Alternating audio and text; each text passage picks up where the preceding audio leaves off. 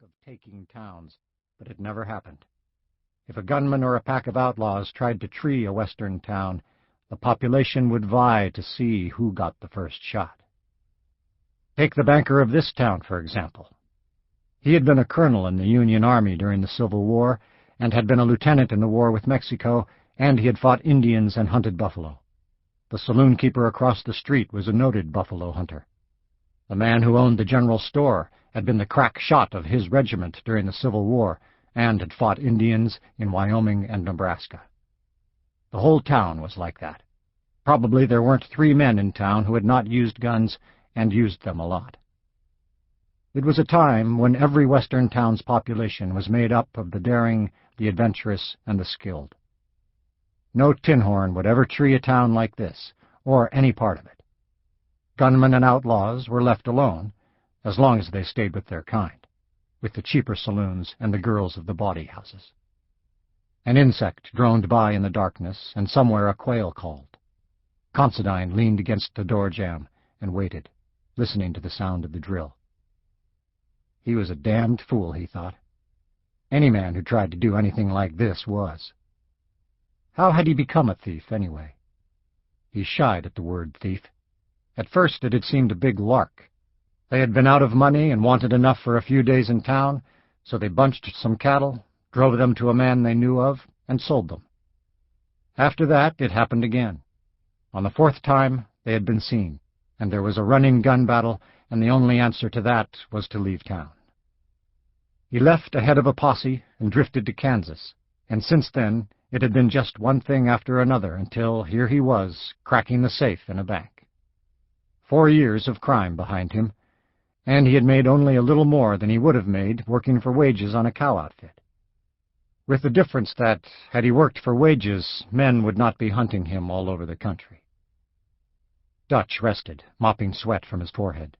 The first hole was finished. Considine picked up a bar of homemade soap and began stopping up the crack around the safe door. Out in the street, one of the horses stamped, and Dutch placed his drill in the new position and went to work. The iron showed white under the bite of the steel bit. The quail called again, a lonely call, inquiring and plaintive. Considine slapped a mosquito on his neck and swore under his breath. The pressure continued to mount. Hardy no longer leaned against the building. His nonchalance was gone. He was sweating, too. Only the Kiowa seemed unperturbed.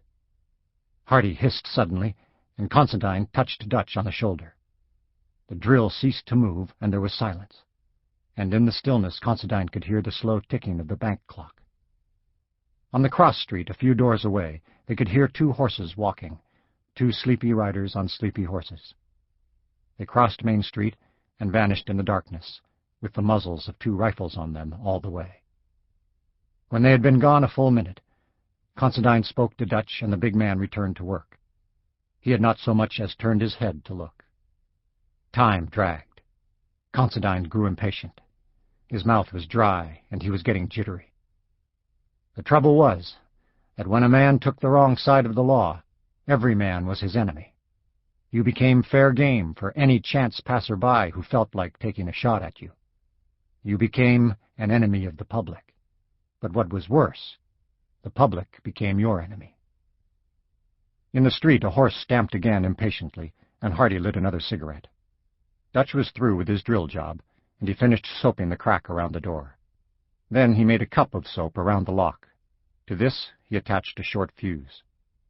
Considine picked up an old mattress he had brought through the back door and placed it against the safe. He wrapped the safe carefully in ragged blankets taken from the stable out back, and then he and Dutch opened all the bank windows so the concussion would not break the glass. The fall of broken glass had been known to awaken people when the concussion itself had not. Considine went to the door. He glanced from the Kiowa to Hardy. "Ready?" Each lifted a hand in assent. The Kiowa stepped out to stand with the horses, holding the reins of them all. Considine glanced over his shoulder. "All right, Dutchman." Outside, the watching men lifted their rifles, and the Kiowa murmured something to the horses. Dutch had lighted a cigarette, and now he touched it to the fuse. It hissed sharply, and both men inside ducked out of the door and crouched close against the wall, waiting. The quail called. Considine its cry lost in the muffled boom from within the bank. Dutch and Considine rushed the safe. The acrid smell bit at their nostrils. The door, blasted open, was hanging by one hinge. Considine raked the contents of the safe to the floor, then swore bitterly. The heavy sacks of gold were gone. There was only a tray full of coins.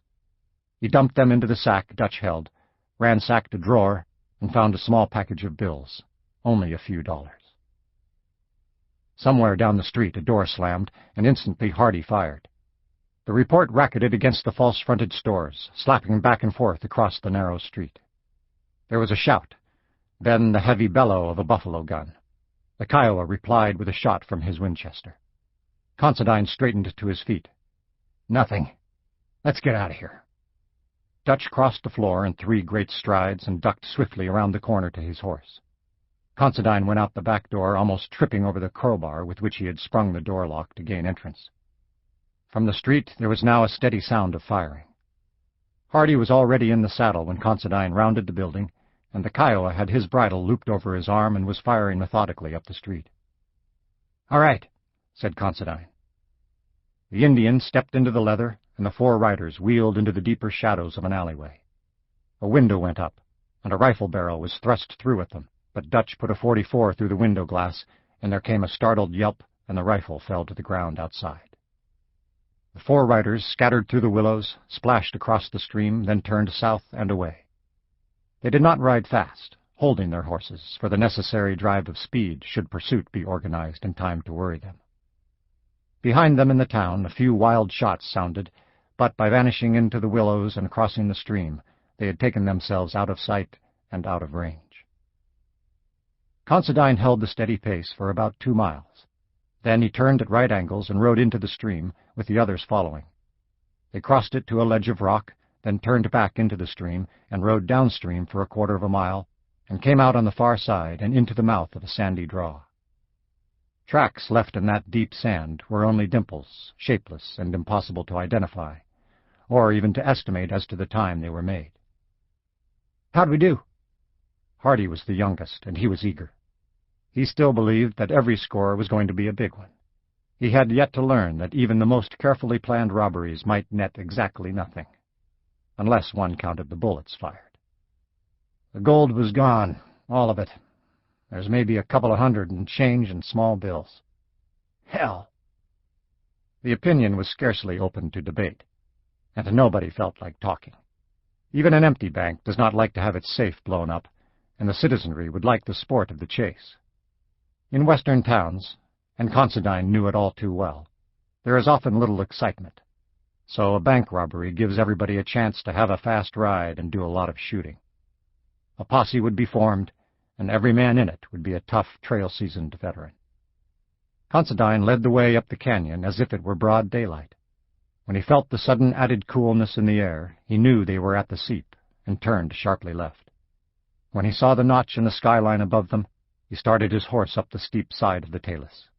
It was a hard scramble for the horses, but it left no tracks, and at the top of the mesa they drew up to let the horses catch their wind. Pursuit would be relatively impossible until daylight, a good 4 hours off. They rode until the sky was turning gray, and then Considine led them into a narrow draw, and up to a pole corral containing 4 horses. There was a shack, with the roof and one wall caved in. While Dutch made coffee and started breakfast, the Kiowa stripped the saddles from the horses they had ridden and turned the animals loose with a slap on the rump. They had been borrowed without permission, and would return to their home range. He saddled the horses waiting in the corral. Over the small fire they smoked and drank their coffee. Nobody felt like talking. The job had promised well and had failed, and now they were broke. Nobody was hurt, nor had they hurt anybody. Had their escape been a few seconds slower or less carefully organized, one or more of them might now be dead. Of this they had no doubt. "Well," Hardy said reluctantly, "even Jesse James pulled a couple of stick-ups that netted him nothing." Nobody offered any reply, so he added, "But they say he buried $1 million in a cave in Missouri. I'd sure like to find that." "Don't you believe it," Dutch said. "Anybody who wants to can get the figures."